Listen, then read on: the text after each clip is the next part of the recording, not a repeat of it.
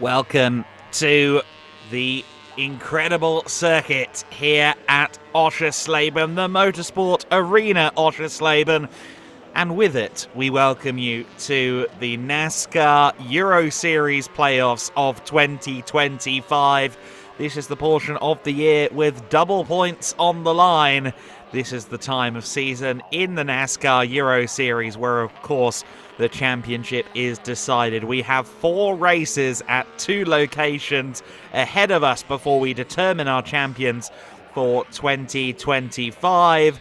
But before we get into the racing, we of course have qualifying, and that's what we're going to be doing here today, in the morning at least.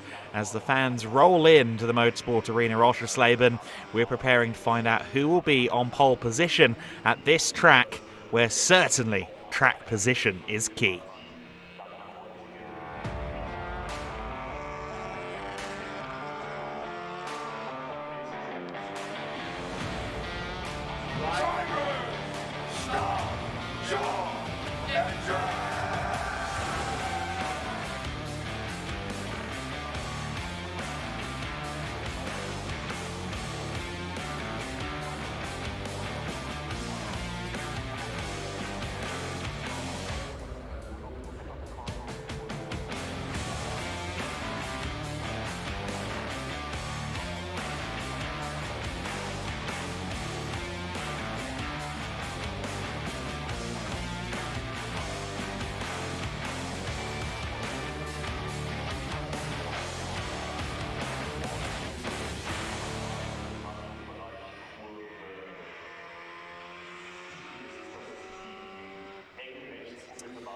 So then the fans are watching on, getting themselves ready to go. We're expecting a very busy tribune later on when we go racing. It's still fairly bright and early here as we get ready for qualifying. You see there the number 11 car in side profile of Gianmarco Ercoli. He, of course, is one of the drivers in the Pro Division who comes into this weekend knowing that he is in championship contention. But with double points on the line, no more drop scores from here on out. In an instant, someone's championship hopes could be made or broken.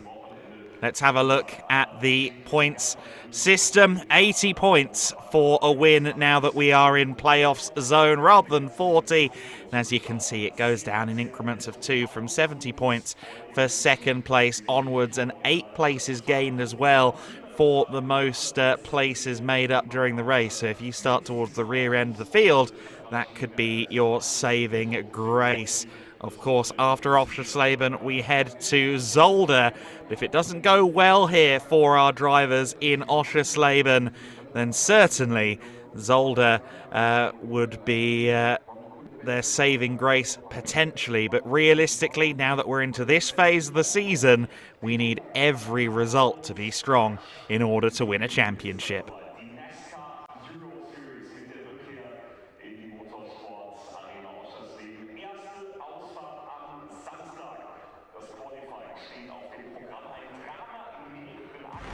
Cars in motorsport, every lap and every decision counts. With points on the line in a championship battle, the pressure is always on. You can't afford mistakes, and every risk may turn against you. So what happens when the championship points are doubled? This is the NASCAR Euro Series playoffs. This is pure racing at its most intense. This is the dangling of the carrot, a golden opportunity for a fiercely competitive driver to rise up the ranks and finish the season on the ultimate high of championship glory.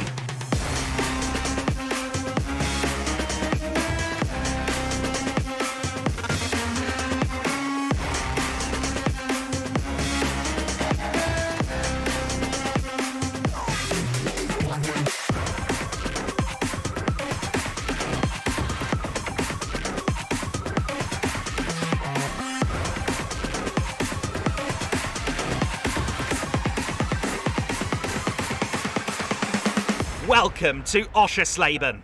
Welcome to the 2025 NASCAR Euro Series playoffs.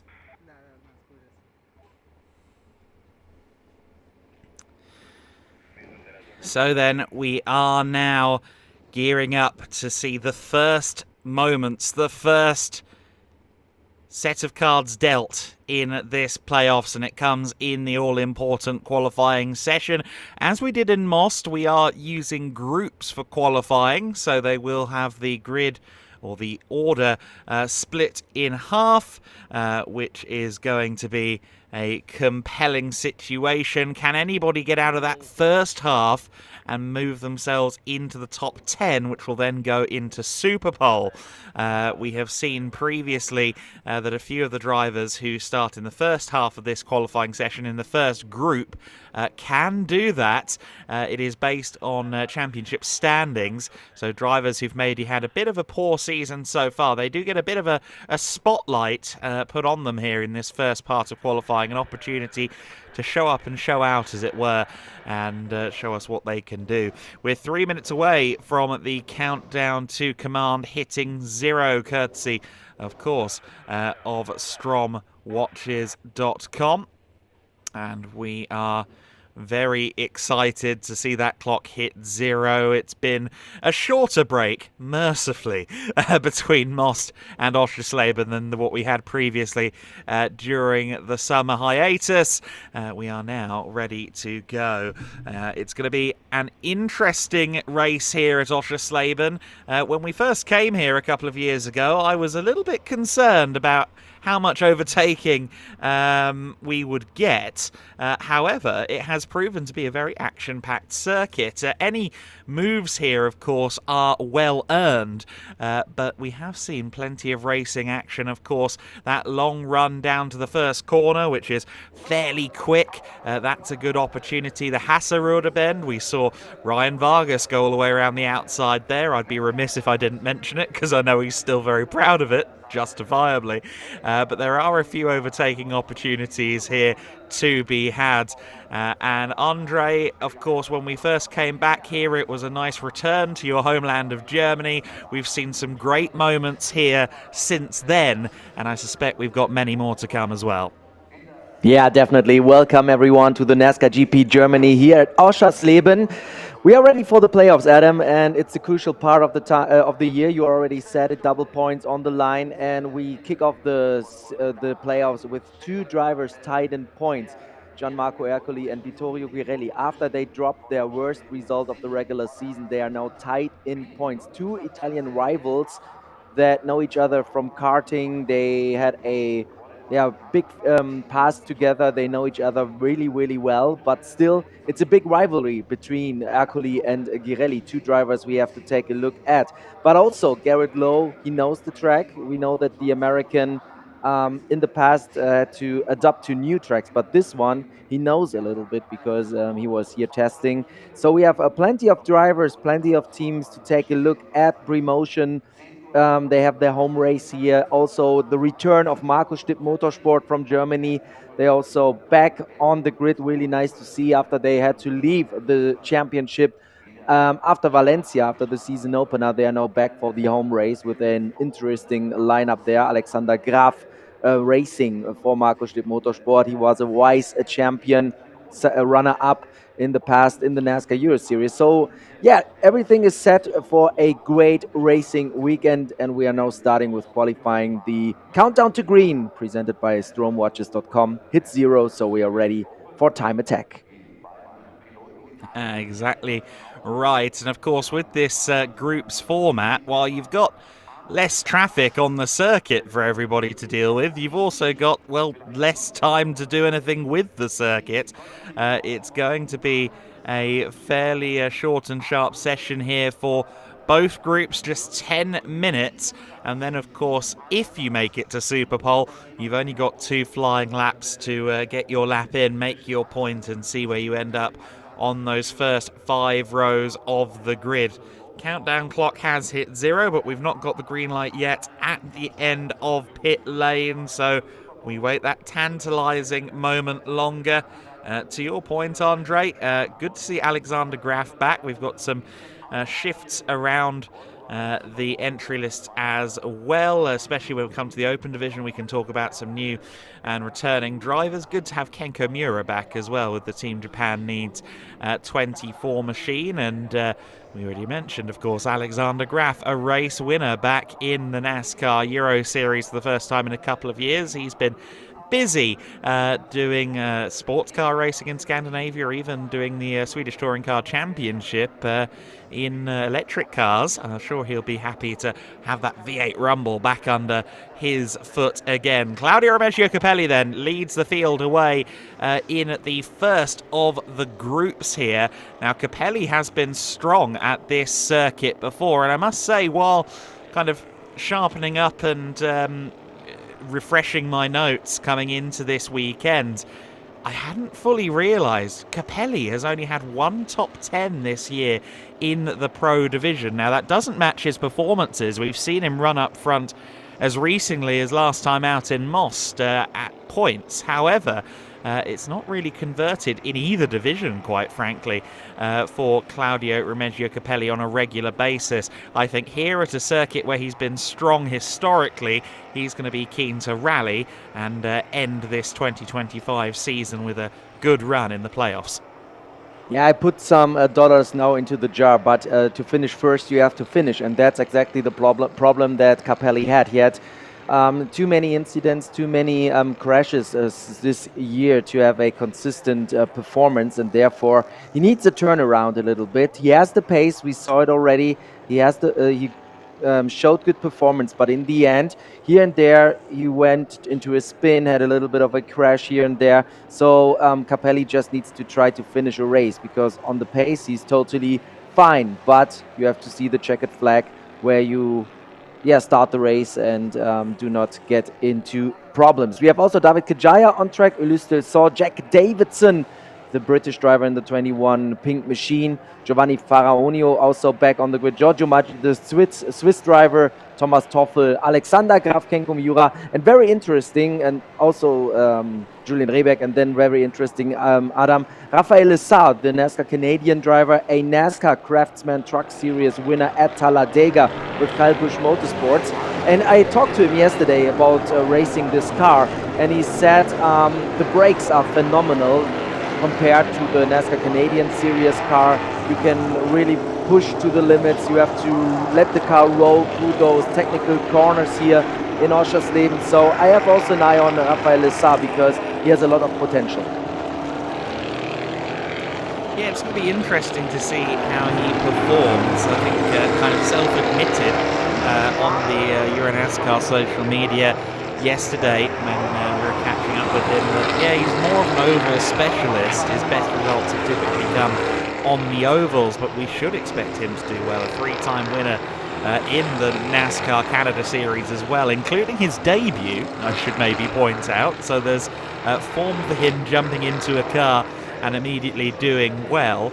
And as you said, NASCAR Truck Series race winner at Talladega as well, the first French-Canadian to win in one of the big three divisions of NASCAR in the United States. We watch on then as the unfamiliar sight of the 47 of Alexander Graf coming across the line.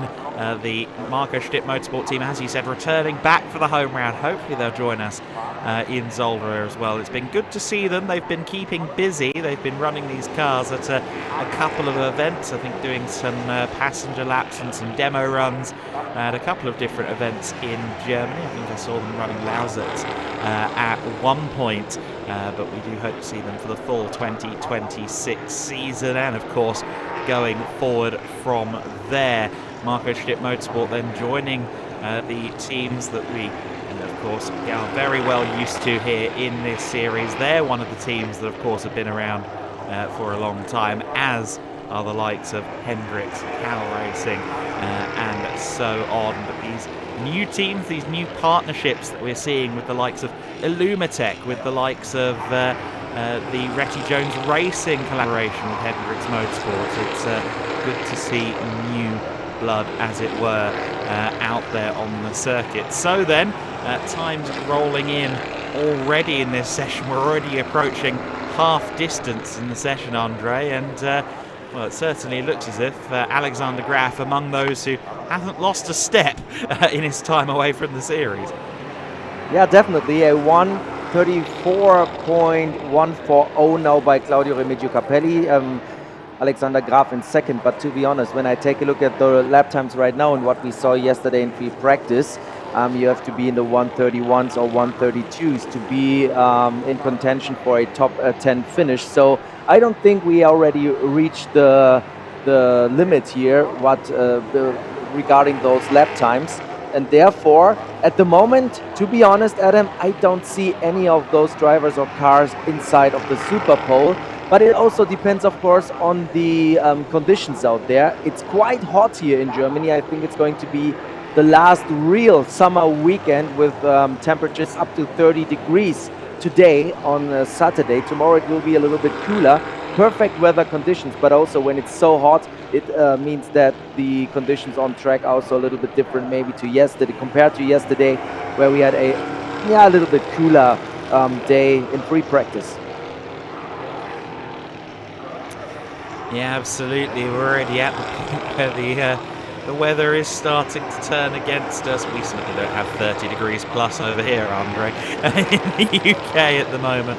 Rafael Lessard coming across the line to complete another lap, and he does go better, a 1:33.318. That is a solid lap time there from Lessard, who, despite his fairly extensive resume in racing, is only 24 years old. I kind of looked at the entry list and saw him on the junior classification, thought, is that right? And had a look, and sure enough, yes, he is still a very, very young driver in the grand scheme of things. Claudio Remigio Capelli with a 33.5. As you say, 31's definitely what we need. We've got down to 31.2s in the past with Tobias Downhour. Jack Davidson goes second fastest on a 1:33.521. We've seen a good run of form from Davidson in recent times. Plenty of top 10 finishes this year in the Pro Division of the NASCAR Euro Series and that Lux Motorsport Chevrolet Camaro. He'll be looking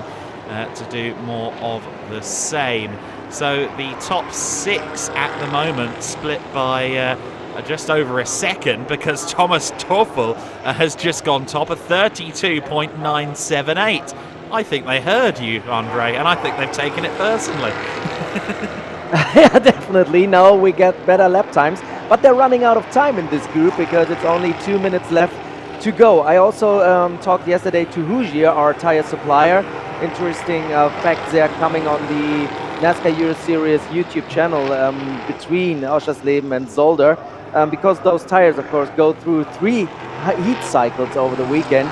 Every driver gets 1 set of slicks, and that's it. You have to drive the qualifying and 2 races with 1 set of tires. If you have, Jack Davidson, a little bit of rally crossing there, but you have to manage those tires, and they built the tire exactly for this format. So they are really capable of taking different heat circles and still have the performance we see here. Of course, it's a little bit of a compromise. You could be even a little bit faster, but then the tire would wear way faster, and therefore the tire is meant to be there for 3 sessions qualifying and 2 races, but in the end it's also about managing those tires over a race weekend.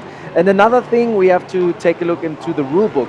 All the drivers joining the NASCAR Euro Series during the playoffs for the first time in a season are non-championship drivers. They score points, but they don't take away points from regular championship contenders. That's also maybe, Adam, a thing we have to explain over the weekend over and over again. Yes, exactly right. It's something we'll have to take into our calculations as well, that these non-championship drivers won't be interfering in that regard. 45 seconds left on the clock. Jack Davidson, I think, will get around and do one last flying lap if he so chooses. Thomas Toffel has gone faster yet, still with a 1:32.647.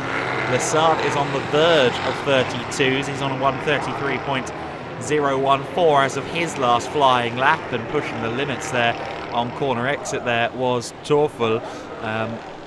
was just going to make the point as well that you were talking about the Hugea tyres and their durability. Of course, this is a circuit where there's so much lateral load on those tyres into turn 1 and turn 2, the hotel bend, decelerating and skidding across the circuit a bit, the chicane known as McDonald's towards the in the second sector, and then the shell curve after that. These are all areas where there's a bunch of lateral load going through the tyre surface being scrubbed across the tarmac, and yet they do last in spite of it all. Thomas Teufel comes across the line. We've hit 0:00 left on the session, and he goes quickest, even further so, on his final flying lap, a 1:32.471 there. Jack Davidson has also crossed the line for his best lap of the session, a 32.977. Raphael Lessard is heading around the circuit at the moment. He is approaching the last couple of corners of the lap at the moment. He lost 4/10 compared to Teufel in the middle sector. I'm not expecting a huge improvement here, but he may go into the 32s if he's had a really solid final portion of the lap. He comes across the line and has not improved. That last lap of 1:33.467. He was talking a lot about how durable the tyres were in advance of the event. I do hope he read the regs too, knows that he's going to use them all weekend long. Claudio Reggio Capelli goes second fastest, a 1:32.976, beating Davidson by 1,000th of a second to move into second place in this first group. And Alexander Graf, I think, has abandoned his final lap. He'll remain fifth in group. I would say then Thomas Teufel certainly could have top 10 pace, but I think everyone else further back, Capelli and Davidson and Lessard, second, third and fourth, it might be a challenge for them to make it into the top 10 segment of this. Julian Reberg then 6th, David Kajaya 7th, Ulysse Delso in 8th, Giorgio Maggi 9th, Giovanni Faronio in 10th, and Kenko Miura in 11th.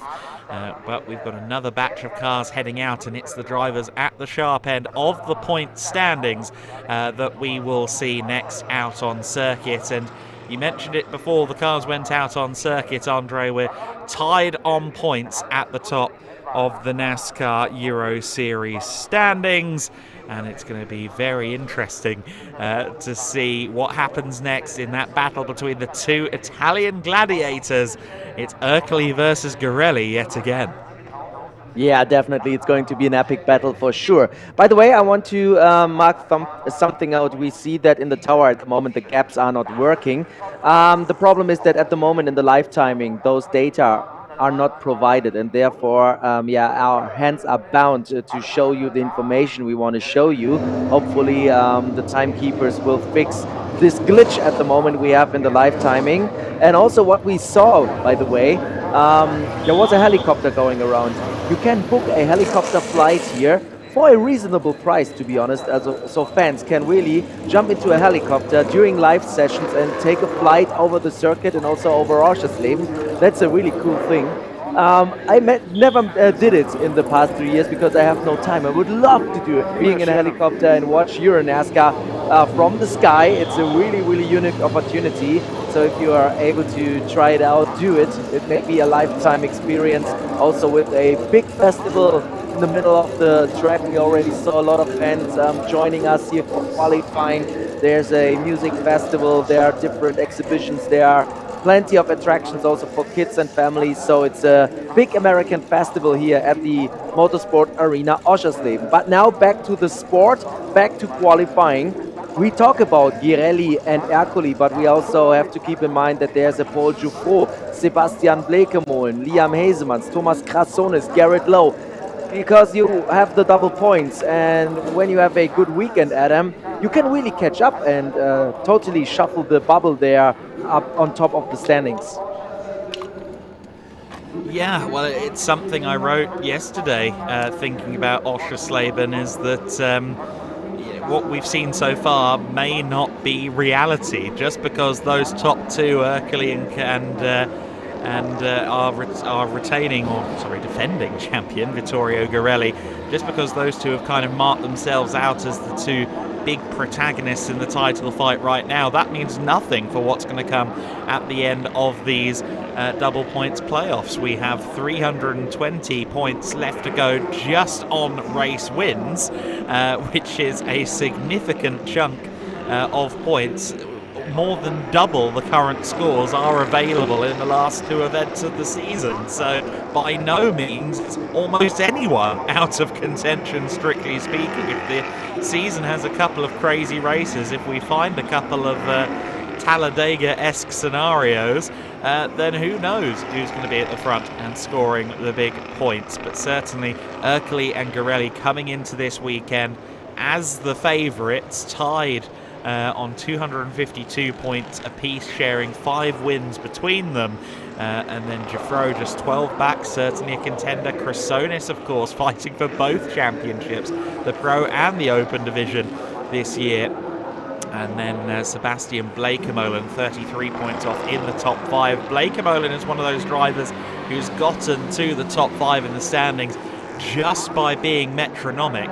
But I dare say that right now he needs to find that little bit of an edge of performance. He's only got 2 top 5s to his name, and with a win being so valuable, with podium finishes being so valuable in the double points playoffs, it's time that Bleekemolen needs to speed up his metronome, as it were, take a couple of risks to see if he can move further up the standings.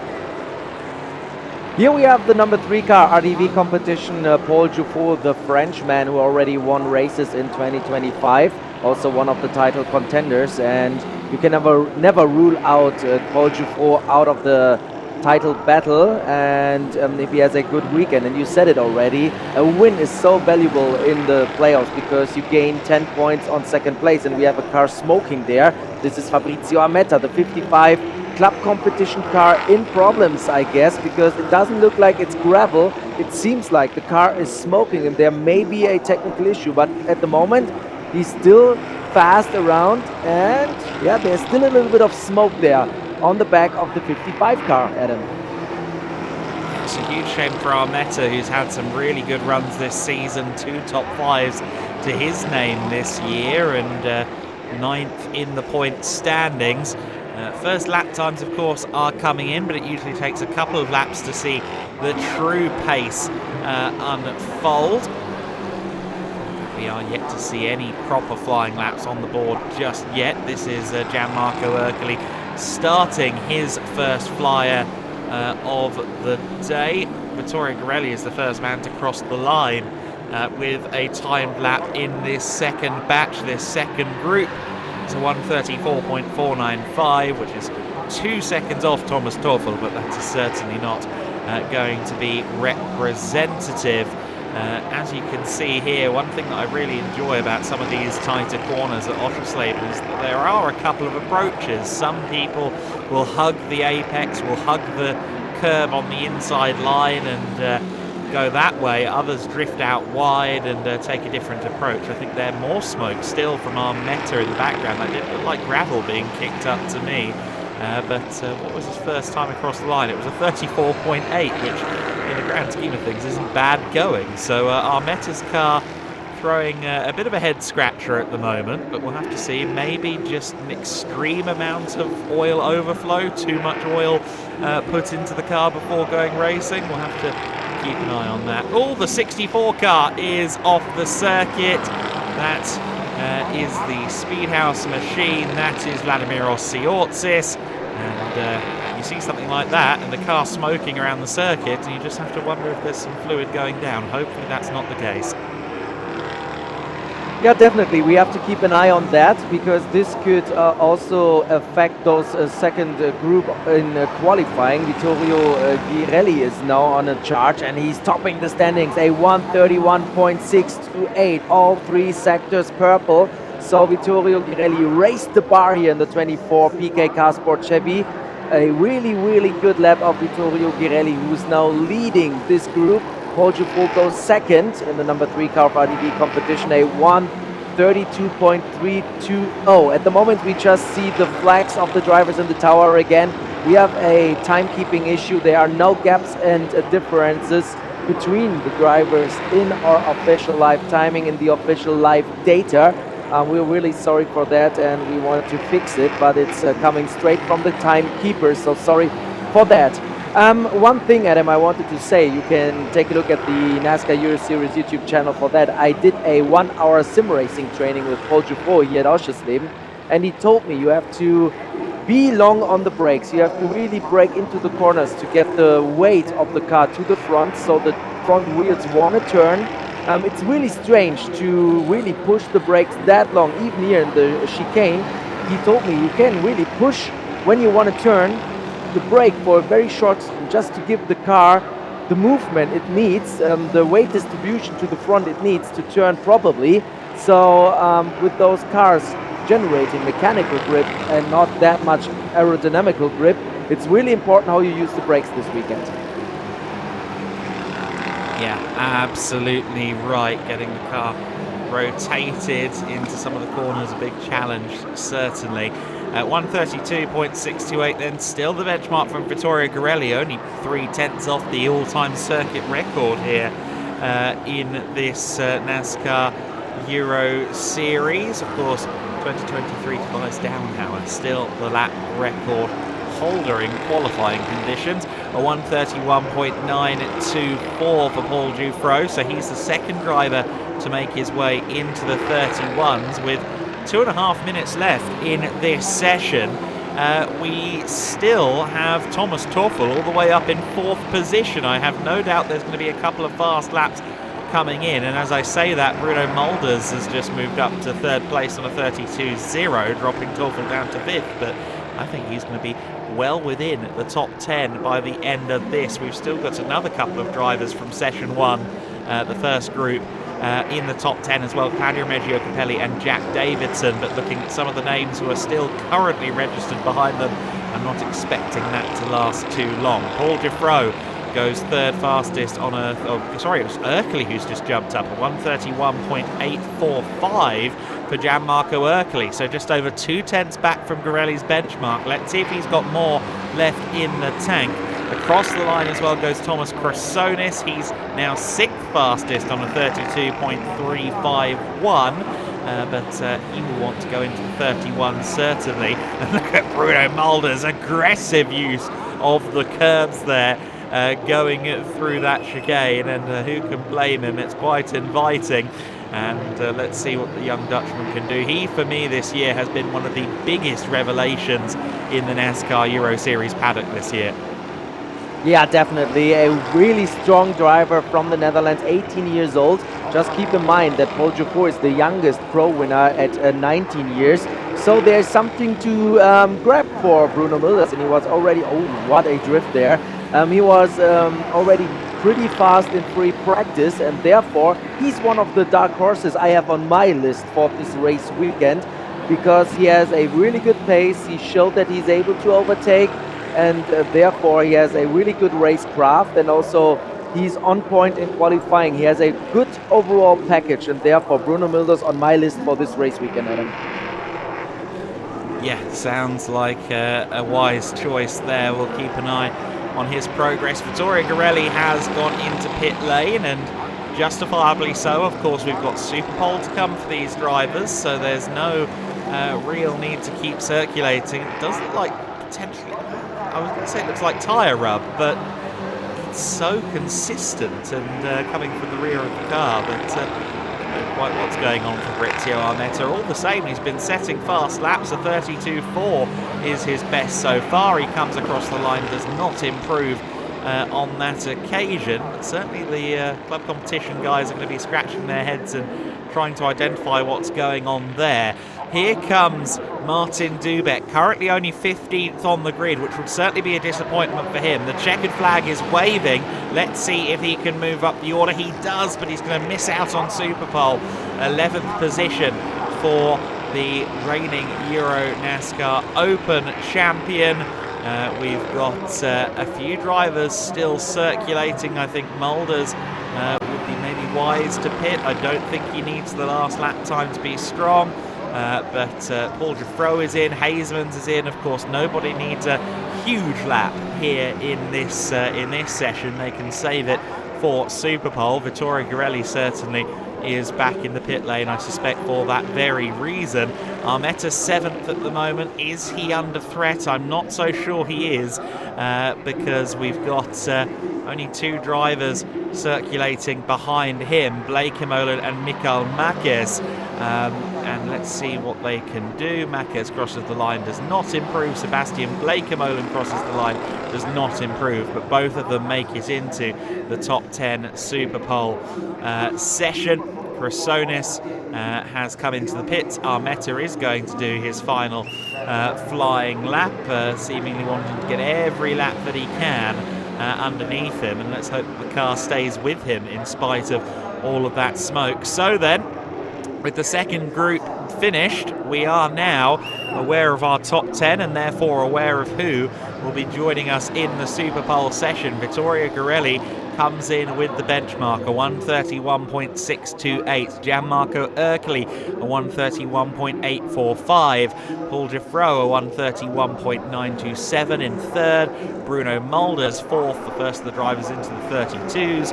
From there, it's Liam Hazeman's fifth, Chrysonis sixth, Armetta in 7th, Thomas Toffel, our only Group 1, our only first group driver to make it into the top 10 with his 32.471. Sebastian Blake Imola and Mikael Marquez will all be out there in the top 10, and we just were looking at the 76 car of Mikael Marquez. Of course, the Czech driver, countryman to Martin Dubek, joined us last time out in Most, and he looks like he's getting to grips with the world of Euro NASCAR at a fairly fast rate of knots. Yeah, definitely. He made it into Superpole, but it was just a few hundredths of a second, with Martin Dubek in 11th, missing out on Superpole, as well as Garrett Lowe in the 99 car. The promotion team, a little bit of a setback there, because I thought that Garrett Lowe would have what it takes to go into the top 10 and to Superpole after he scored his maiden overall NASCAR Euro Series podium at the Autodrome Most in the Czech Republic during the regular season final.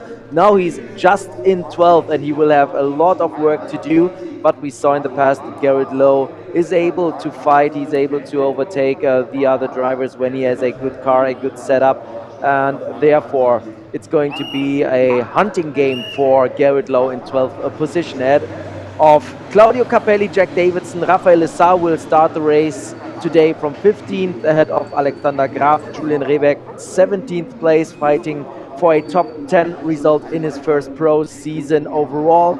Then we have David Kajaya, Vladimir Tsotzis, and Ulysse Delson. And when we take a look at the special classifications, Paul Giffreau is leading the junior trophy for drivers age 25 and under, ahead of Mulders and Hazemans. And Toffel is leading the Challenger Trophy for elite amateurs, ahead of Capelli and Kajaya. Yeah, so an interesting setup there, as always with the Junior Trophy. They dominate so much of the first few rows of the grid. Rows 2 and 3 exclusively fielded with Junior Trophy competitors. The youth movement in Euro NASCAR is pretty plain to see at the moment, and for Retty Jones Racing's Liam Hazeman, it's been a fairly rough season so far. He, of course, is one of our Junior Trophy contenders in spite of some difficult races. He's 5th on the grid coming into Superpole, or 5th in the queue coming into Superpole. I think he'll be looking for some good results. He's had a couple of podiums, but he's also been registered 19th, no fewer than 3 times, which is a sign of some of the things that have gone against him. Of course, he had the distinct honour and privilege of getting behind the wheel of Isotta Fraschini at the ISO, I should say, in the Goodwood Revival. He was out there in his Retty Jones Racing suit, the only neon yellow race suit, I'm sure, in the paddock that weekend.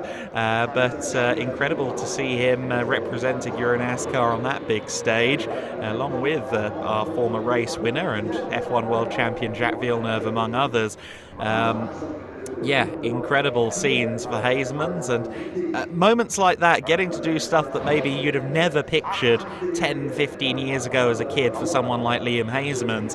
I feel like that gives you a real boost, especially when it goes relatively well, and I'd say it did for the Hazemans family at the Goodwood Revival last week. I think that's a little boost for Liam. Yeah, definitely. And being in a car, try something out, get into the rhythm. Whatever you're doing is a great way to prepare for this crucial part of the season, the playoffs here.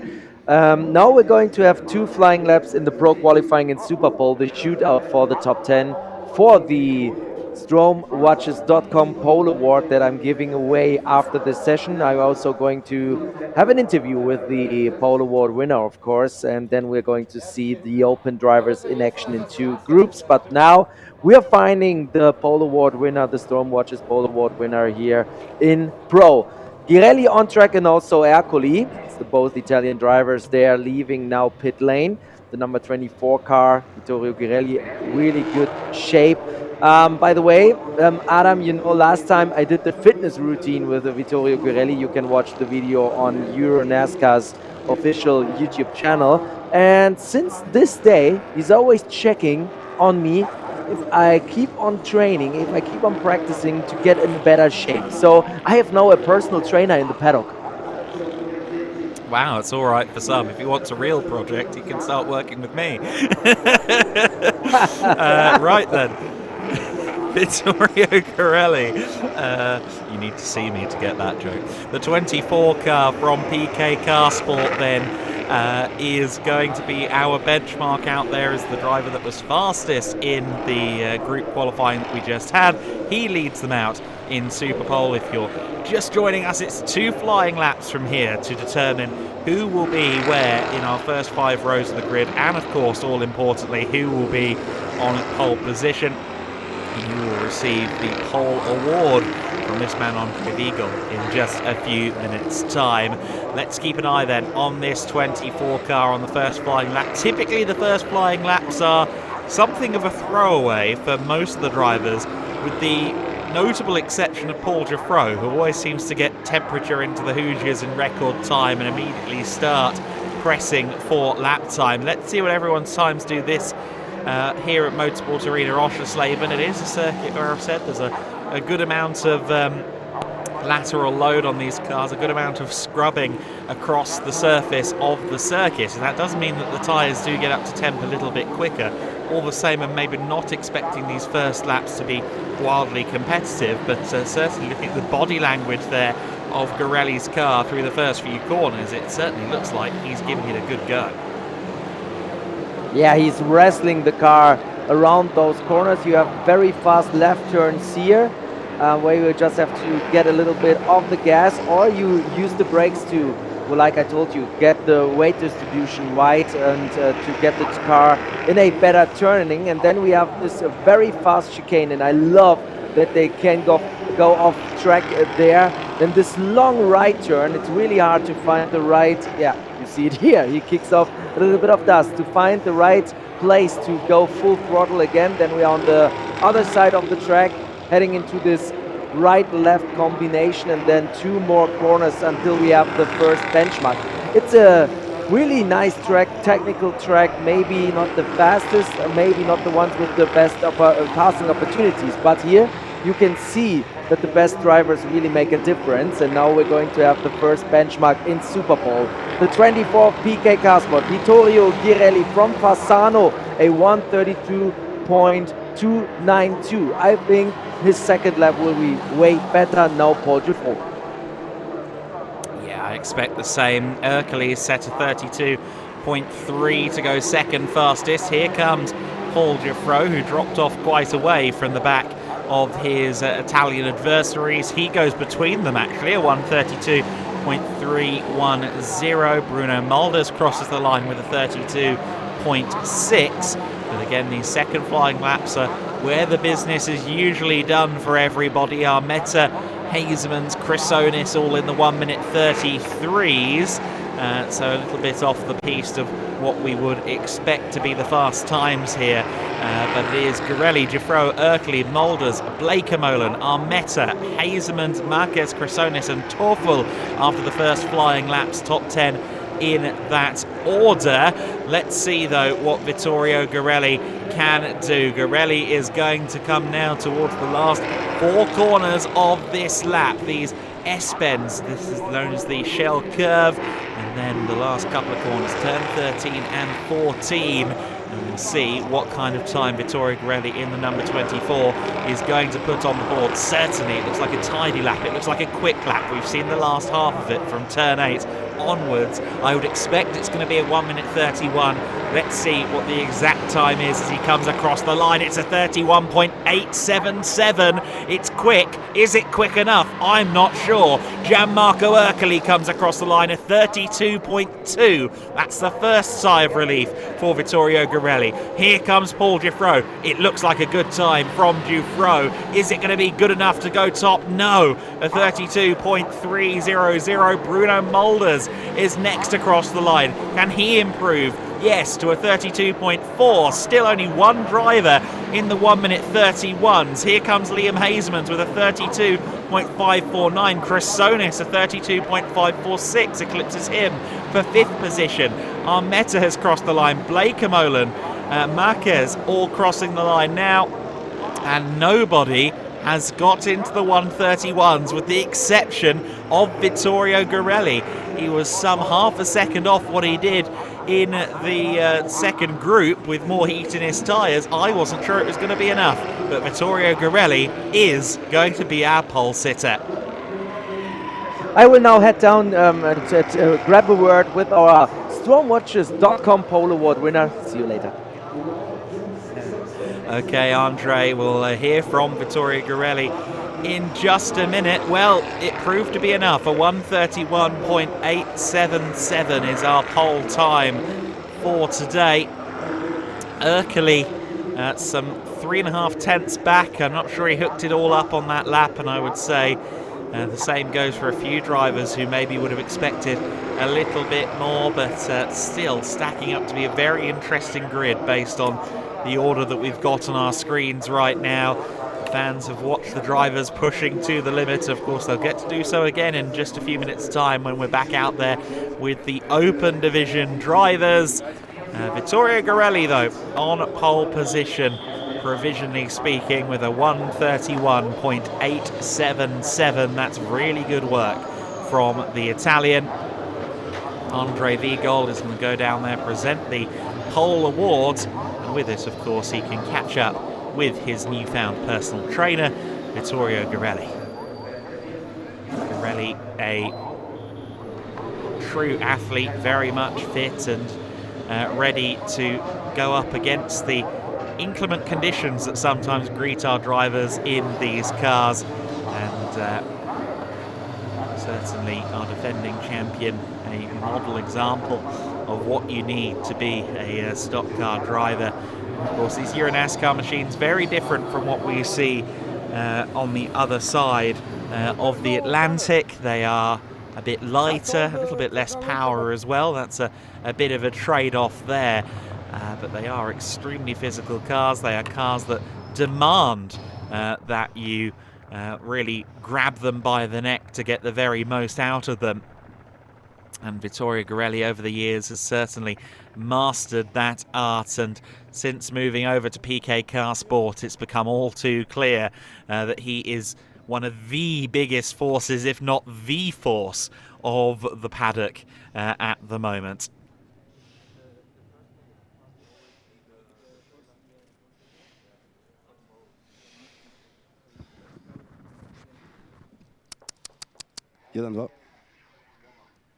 So then, the American flags flying, of course, we've already spoken about it. This event is very quickly become a real kind of hub for American car culture in Germany, the NASCAR GP Germany, especially with the playoffs, of course, that added little bit of intrigue, and it has been great to see the fans in Oschersleben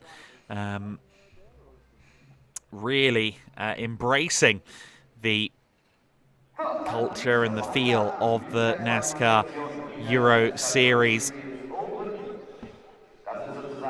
Old Glory flying in abundance on the main straight there in the NASCAR Euro Series. It's still sun rising here in the late morning, or well, sun not really rising anymore, but still on the up before it descends down for our afternoon and early evening of racing. Of course, as always with the NASCAR Euro Series, we have 2 races per weekend coming up in both the Pro and the Open Division, so 4 races total to bring you. It appears that we have Woody from Toy Story there on the far left of your picture on the tribune. Hope he's doing well. That first corner when we do go racing is, of course, going to be a hot spot. It is typically an area that catches 1 or 2 drivers out, or at least 1 or 2 drivers end up running out of space, being rudely pushed aside as other people try and find room.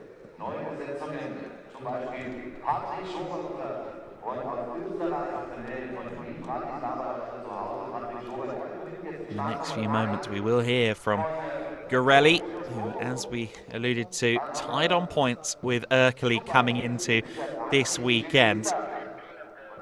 And this is a big blow, a decisive blow on Saturday morning from Vittorio Gorelli. To get that pole position is really marking himself out once again as the driver to beat, and doing it by over a third of a second is never a bad thing either. Gorelli just seems to have that little extra step when it counts the most at the moment in the NASCAR Euro Series. He's definitely the benchmark. He's not unbeatable. In fact, with just 2 race wins this season, he's had a rather conservative year, I feel. He's not always taken every single risk.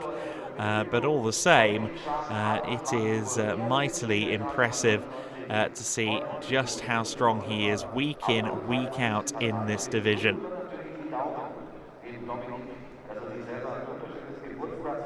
We'll, of course, hear from Vittorio with Andre shortly, and then we'll be very quickly into the Open Division qualifying session, which is held to a slightly different format. It's simply 2 groups, no Super Pole, so 2 10-minute sessions, and that will determine our grid. And in the Open Division, with a few drivers popping back in or not having been with us for the full season, I do think we're going to have some very competitive drivers in that first group. I think the benchmark for the first group, or from the first group, for our top drivers in the standings will be a little bit higher and a little bit more challenging for everybody else to try and overcome.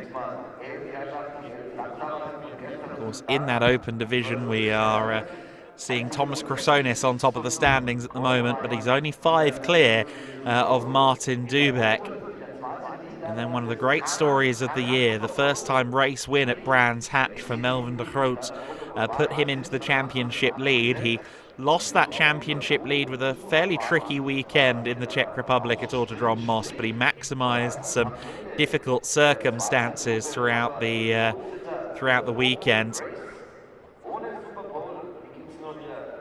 And we'll see how he can perform now. 3rd in the points, 17 back, still very much a championship contender. If things get a bit wild among some of the expected championship contenders, I think Melvin will be right up there to take advantage. Patrick Schauber, a driver who's 22 points back from the championship lead at the moment. He's not claimed a win this year. 4 top 5s and 7 top 10s. Maybe not quite the year that he would have projected for himself. But he's still just 22 points off, still firmly a championship contender. You see there the number 99 car is the first in the queue. That is the driver who's been the first confirmed racer for 2026. Very eager to put the ink on the contract, and that is Dominic Schack, who will lead them away for, of course, the home team promotion, the German team. And Rather apropos, therefore, that both of their cars run in tandem out onto the circuit to kick off this session. Happinessa alongside Dominic Schack. And we can now, I believe, go down to our pole sitter from the Pro Division. All right, we're here with Vittorio Girelli, another Stormwatches.com pole award for you.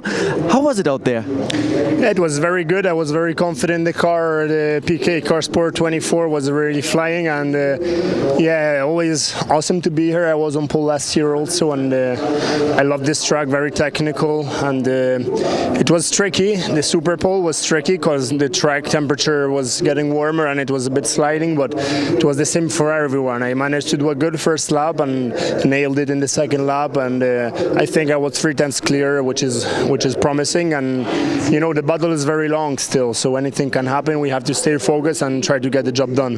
What is the most important part during the playoffs with double points on the line to be in contention at Circuit Zolder? Yeah, I mean, starting on pole is already a good step, but yeah, in the race anything can happen, you know, incidents and stuff, so we just have to bring it home and get the P1. All right, thank you so much. Congratulations, Vittorio Girelli, our Stormwatches.com pole award winner here at Oschersleben. Subtle flex, Andre.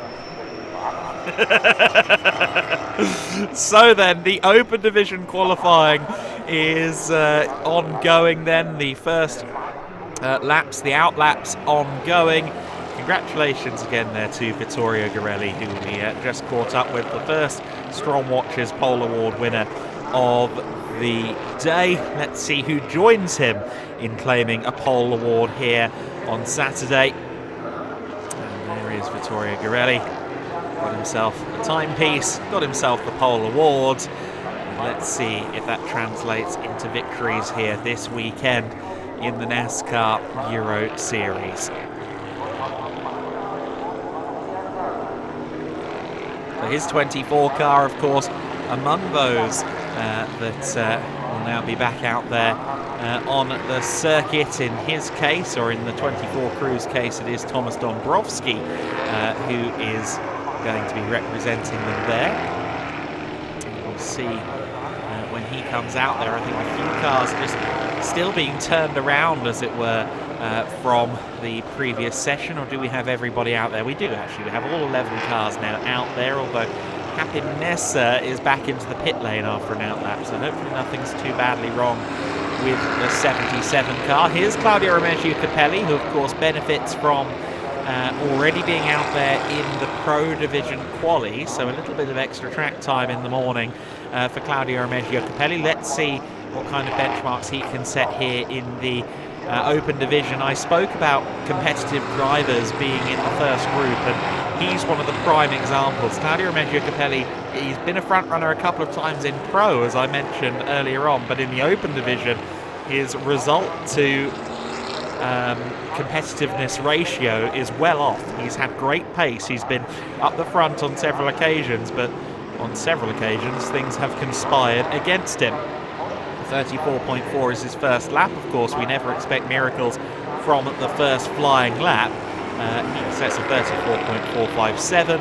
Jordan O'Brien, another one of those drivers who could be well up the overall qualifying order at the end of the two groups.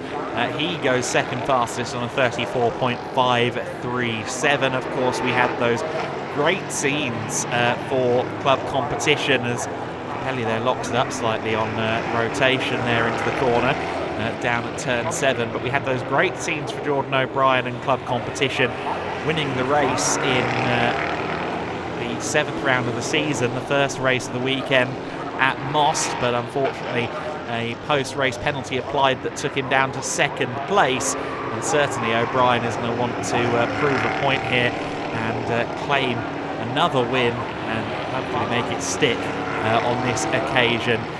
We'll be keeping an eye on his qualifying performance here with bated breath. I think again he, Capelli, maybe even someone like Florian Richard, maybe well up the top 10 by the time this qualifying is completed.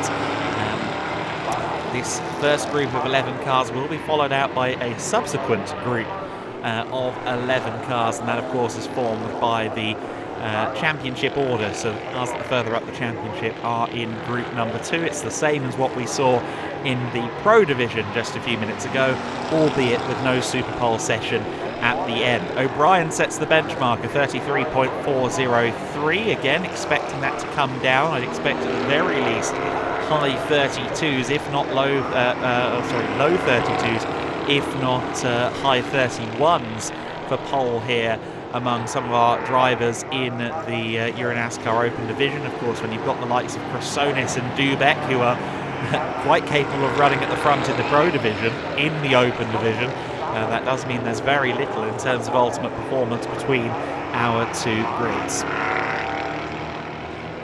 Now, we've not seen a couple of drivers out on the circuit yet.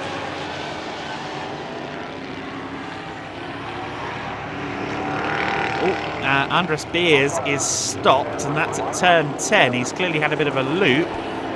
Car seems to still be running. Oh, Jordan O'Brien found that car on his apex at a high speed, and full commitment from Jordan, certainly. And has he even salvaged the middle sector on that lap? Let's have a look. Yes, he was personal best in the second sector, even with that moment. Claudio Capelli sets a new benchmark of 37.708. So into the 1 minute 32s for the first time in the session. I think Jordan O'Brien is likely to meet him there in the club competition. Camaro, the number 22, comes across the line. Only a 33.234, but again there was that heart-raising moment there between himself and Andres Beers, which surely wouldn't have helped. Dominic Schack on home turf, he goes third fastest to 34.693. Motion number 99 car. As a reminder though, we are in the first half of this session, so we're going to see another batch of cars contributing to this order after the session, or after this session concludes. So by no means is going top in this session a guarantee of a pole. It may not even be a guarantee of a top 5, but certainly with Capelli and O'Brien in this session, I am expecting at least a couple of those drivers in this session to be perhaps on the first 3 rows of the grid. 2 minutes left on the clock. Schack looking to improve once again. Sven van Laar just coming across the line off camera, and no improvement on this occasion. And we into the final moments of the session, of course. Worth noting that everyone in this group is in one of the subclasses. We've got Masters Trophy drivers out there for rookies or defined amateur drivers, and we've also got Legend Trophy drivers out there, the slightly more senior competitors. And he is one of the Legend Trophy drivers, and Claudio Capelli currently fastest. But it is great always, I think, in Euro NASCAR to see just how broad of an array of drivers we have on the grid in terms of background, in terms of experience and age, and just about everything else as well. There's a really great feeling of variety when you walk to the paddock, walk around the paddock and talk to the drivers. And of course we saw in Rookie Challenge in Most as well, so many female drivers competing and looking to move up into this, the Open Division of the NASCAR Euro Series, Andre. And it's really exciting to see just how much variety we have, perhaps not on the circuit in terms of the machinery, but certainly in terms of the drivers. Yeah, definitely. You already said something about the Rookie Challenge. It's the time attack, regularity-based division we have on Friday with 3 sessions in a total 120 minutes of track time. And we have a very high interest in this regularity test on Friday. A lot of new drivers trying out the cars, a lot of female drivers there as well, as you mentioned. And by the way, I have some information about the 99 car, because we saw in the Pro that Garrett Lowe wasn't able to go into top 10. There was a problem with a spring of the throttle cable, and they fixed it for Dominic Schack before the open session. So there was a technical issue preventing Garrett Lowe to be fast, and Dominic Shark now proves that they fixed the problem at pre-motion. We have now the checkered flag out there. Jordan O'Brien, he stays in second. Andres Bears stays in third, and it looks good that Claudio Remigio Capelli will top this session. Gordon Barnes is on a good lap. Maybe he's improving a little bit. Yeah, I must say a little bit surprised that Jordan didn't find his way into the 32s, but of course this, like any circuit on the Euro NASCAR calendar, will be brand new to Jordan O'Brien. Let's see what he can do in race conditions. Kenko Miura 6th fastest on the 35.623, but Claudio Remigio Capelli I think may be trying to get he's got some traffic ahead of him in the form of Sven Van Laar in his last flying lap. Of course, it behooves you to keep going and try and set the fastest lap you can right up to the checkered flag here in the open division, because there's no making it into the top 10 for Superpole. This is it. Once the checkered flag flies, that's your qualifying over.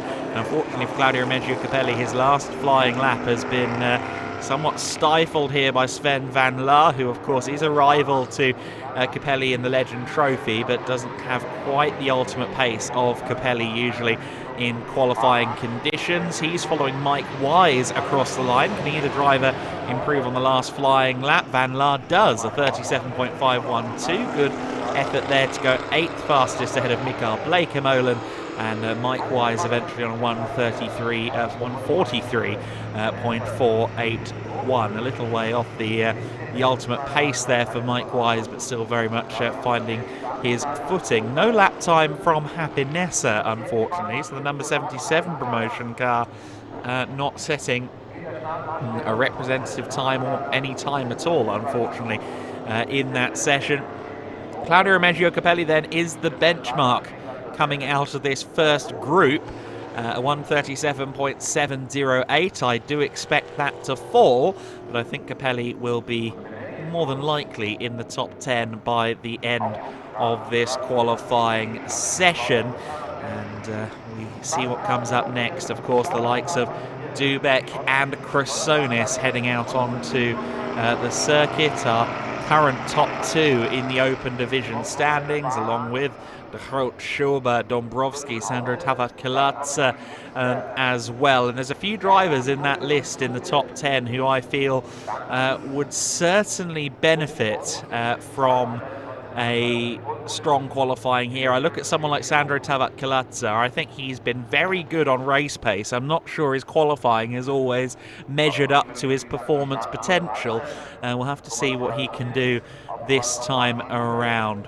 But the first session is in the books, Andre. Only 10 minutes of running remaining in qualifying today, but it is going to be the big guns of the open division.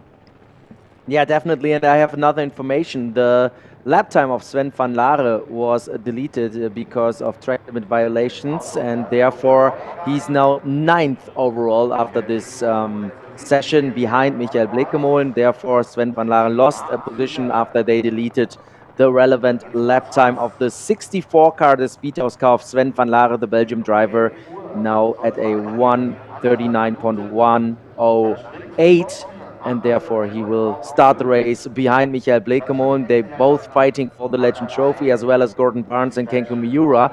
But the Legend Trophy leader for drivers aged 45 and over is Claudio Capelli, who's at the moment on top of the standings. We also had a lot of Master Trophy drivers in the first group. Jordan O'Brien is leading this classification for aspiring drivers ahead of Andres Beers and Dominic Shark. Then we have Florian Richard and also Mike Wise taking part in the Master Trophy. But now you said it, now we have the big names, the big guns coming out, and we see Thomas Chrysonis in the number 13 car of PK Carsport already there on top of the line in front of everybody else. Then Thomas Dombrovski, his teammate, in the 24 car of PK Carsport. I expect some better lap times now. I don't think, and I totally agree with you, that the lap time of Claudio Capelli will stay on top of the standings here. Yeah, it would be unlikely, but Capelli putting in a good lap, and I'm sure it would be good enough for a top 10 starting position. Only 11th in the standings is Claudio Remeggio Capelli, hence he was in that first group, which again, based on what we've seen from him, feels like a surprise, but he's had some rough races to go along with his 2 top 5s so far this year. So then the second batch of cars is waiting there at the end of the pit lane, and our championship contenders now take to the circuit. It's PK Carsport in convoy as this first group, or as the second group, sorry, heads out onto the circuit. Chrysonis and Dombrovski, of course, when they were running next to each other at Valencia at the start of the season, that was one of the dramatic moments that really kind of set the tone for the year when they collided and cost each other time, position, and in the case of Dombrovski, even the ability to finish the race. I've said before, it almost feels like a championship that no one's wanted to win so far. There's been I don't think there's been one driver who's just had good results each and every time, with the possible exception of Melvin de Groot. He's been consistent, if anything, 8 top 10s in 8 races. But Melvin aside, it feels like everybody's had 1 or 2 slip-ups, and in many cases certainly more than 1 slip-up, which means that even with the dropped score at the end of regular season last time at Most, people still have quite a few less points than maybe their performance would indicate. It's been really interesting to this point of the year, but it's also been, I'm sure, a little bit intense for those on the pit walls, and I suspect that collectively these drivers have had to kind of regroup and go, right, I need to stop making these errors, I need to stop getting caught out in other people's errors, because of course now scoring few points or scoring no points at all is even more costly with double points on the line.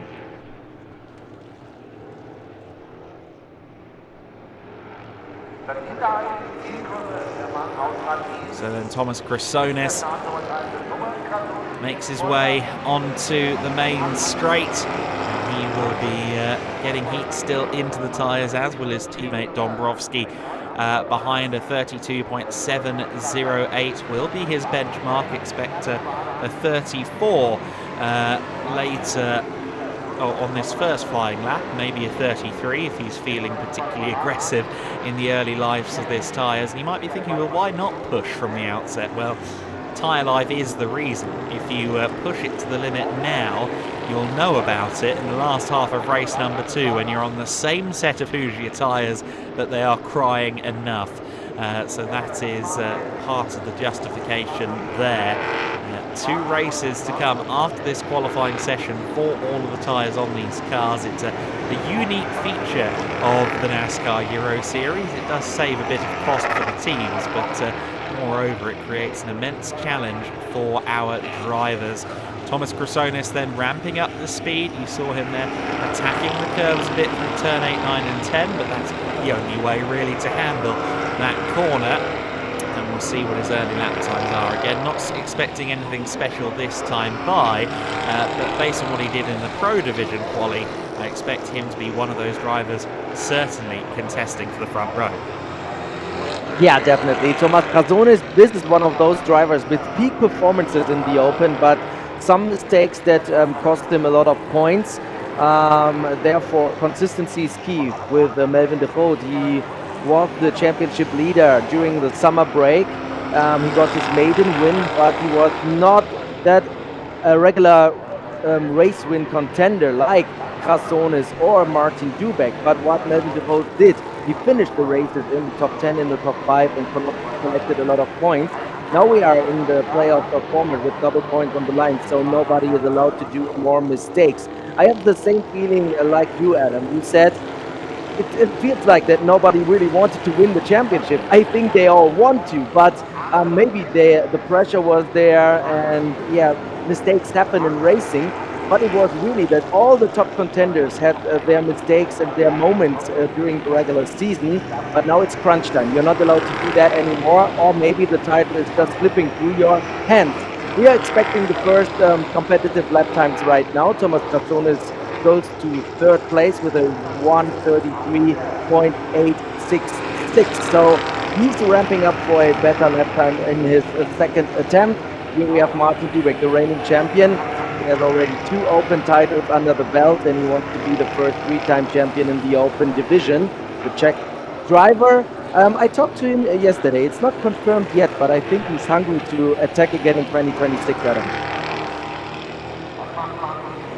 Yeah, I wouldn't be surprised. But if he keeps moving up the order in Euro NASCAR Pro, he's been pretty competitive this year. He might be told no more open division for you. We'll have to see. But certainly he wants to continue with the double program, as it were, I'm sure, because that's what he's been doing. And certainly as long as I've been here in the NASCAR Euro Series paddock, he's made a habit of it. Right, first competitive lap times are coming in. Thomas Chrysonis, a 32.566, puts him to pole position ahead of Claudio Remeggio Capelli. That is a really good time from the number 13 driver. I suspect we're going to get a bit quicker yet, but it's a good benchmark to have. Capelli and O'Brien remain second and third at the moment. Thomas Torfel fourth fastest. We haven't mentioned him. He's certainly going to be one to challenge for the front row as well, based on what we saw from him earlier on, as is this man, Bruno Mulders, across the line, a 32.510. He was right up there in the Pro Division quali, and here he is once again running strong in open. A 32.510 is the new benchmark. By the way, one thing in the first group, you know, I came in a little bit later, so I'm not 100% sure if you already mentioned it or not. We saw Dominic Sharp in the 99 because I talked about 2026. He's already confirmed for next season, the first one to open the silly season. And also, a very important information, Dominic Sharp, home race with Free Motion. He grew up here in this area around Magdeburg, and also he's working here at the track. And it is 35th birthday today. So Dominic Sharp, we saw him in Group 1. It's his birthday. He extended his contract with Free Motion for 2026.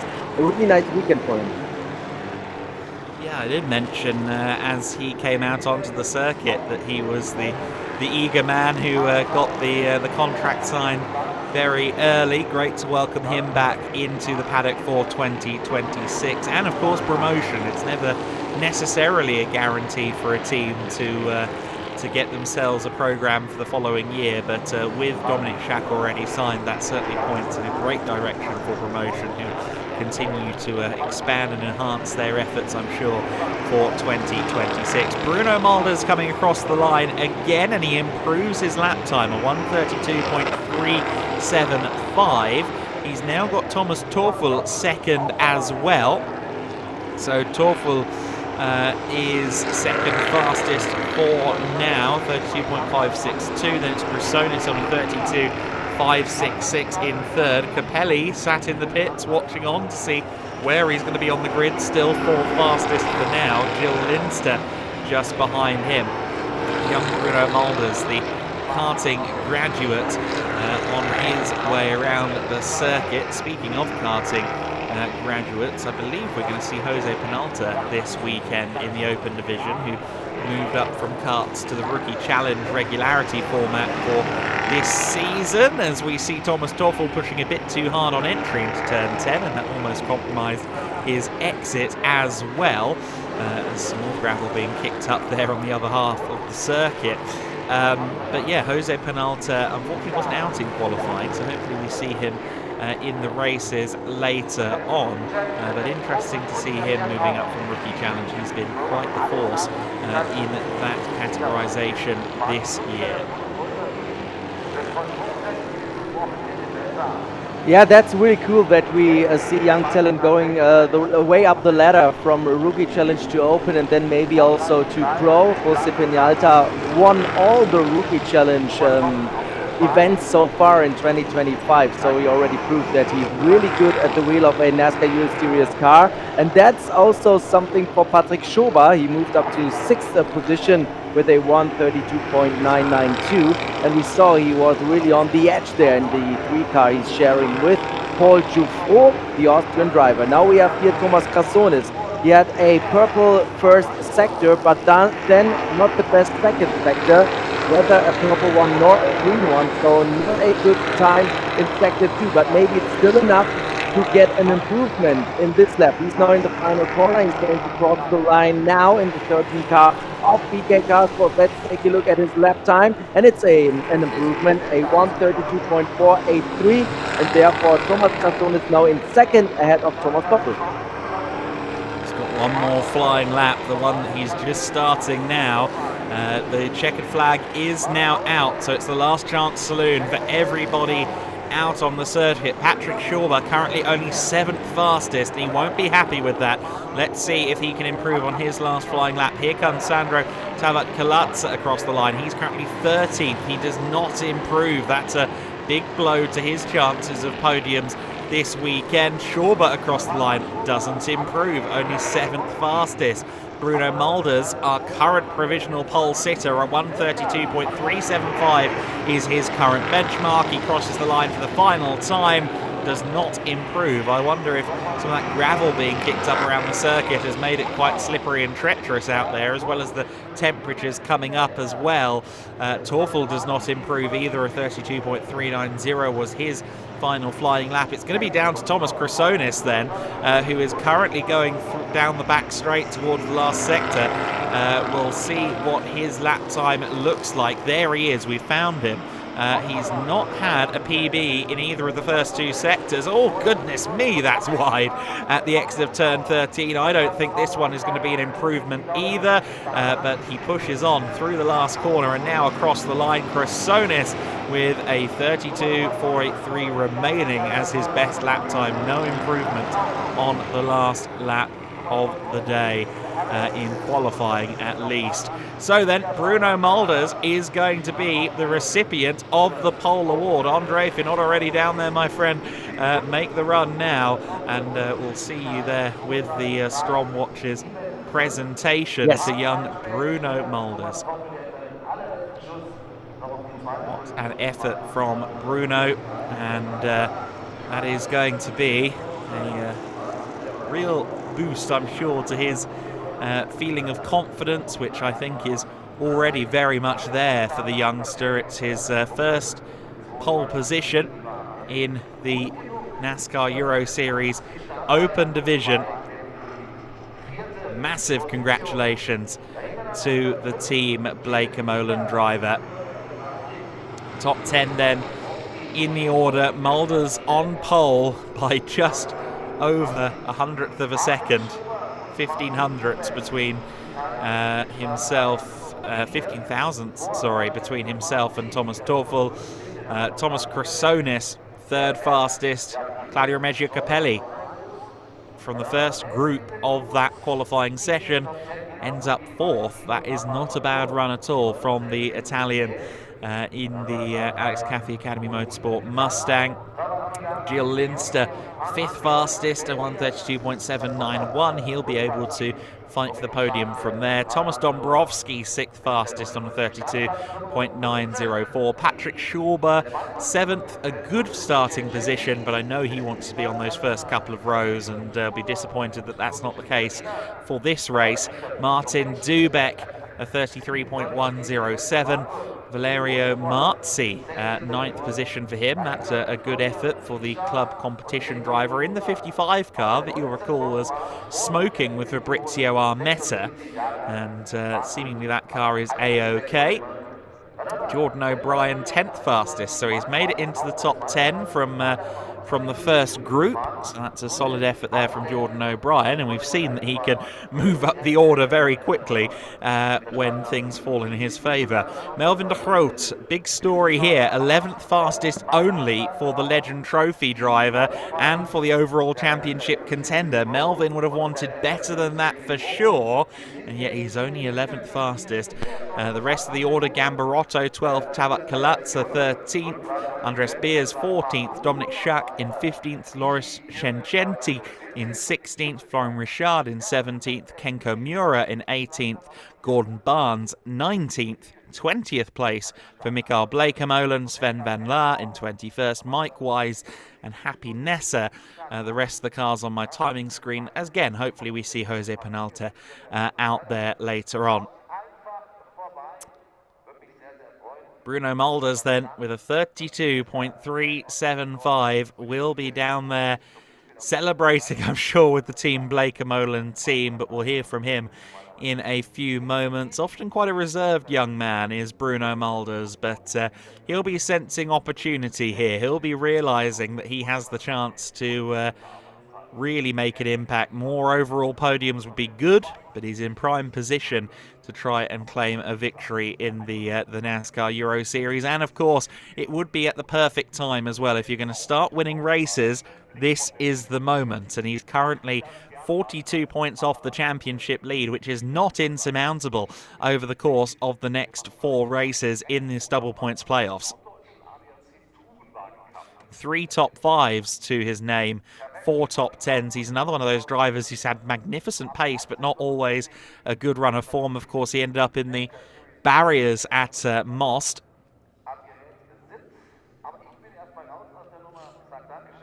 We see the support categories already getting out onto pit lane. Plenty of racing action this weekend between various different types of racing. There's even sidecars on the support bill this weekend. One of the beauties of the NASCAR Euro Series is quite a varied support bill from round to round. It makes it a very rewarding day trackside for sure. And we await, of course, our next race, or our first race of the weekend, which will be in the Pro Division in a couple of hours' times, and those fans, of course, will get the opportunity to partake in a grid walk and get up close and personal with the cars and the stars, and that takes place, as you can see on the bottom of the screen, 13:55 Central European time will be joining as the grid walk goes on. Of course, the tradition of watching Andre fighting for his life down there among the fans to find the drivers and have some conversations. At least he's got his native tongue in his back pocket here in Germany to negotiate his way to the side of various cars for interviews in the pre-race. 13:55 Central European Summer Time. We will be live. That's 12:55 in the UK. And that in turn will be just a shade before 8 in the morning if you're on the east coast of the United States. And certainly the circuit's still filling up at this stage. As Andre said, there's a huge festival feel, and that's for most major events at Oschersleben as well, not just us here in the NASCAR Euro Series. That area just above the main tribune is where you have lots of different things going on, lots of food, car shows going on out there as well. It's a really impressive place to be on a major weekend here at Motorsport Arena Oschersleben. Although I would argue the best place to view is actually exactly where this camera was situated, turn 8, 9 and 10.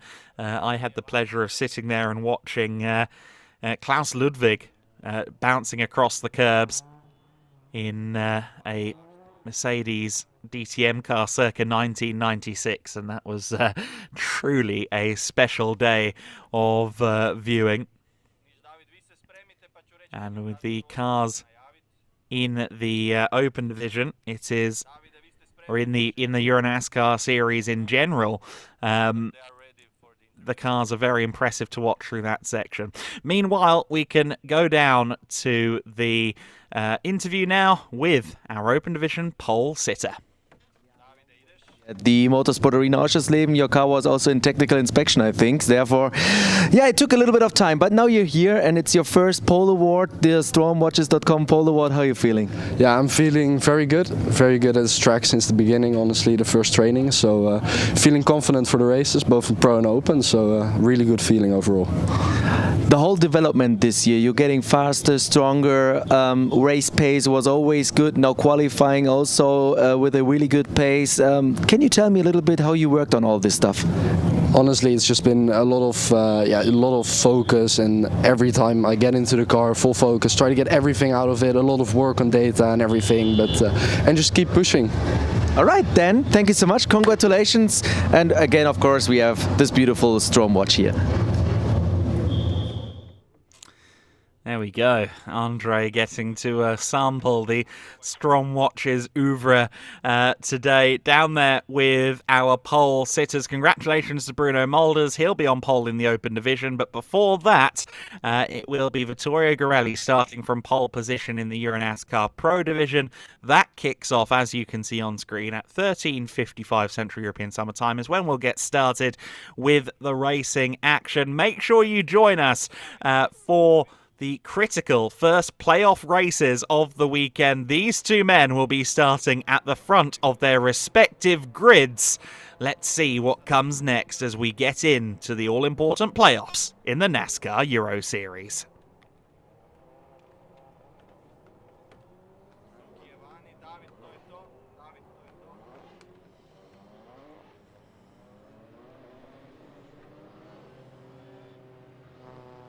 Und das ist die nächsten schon auf dem Weg auf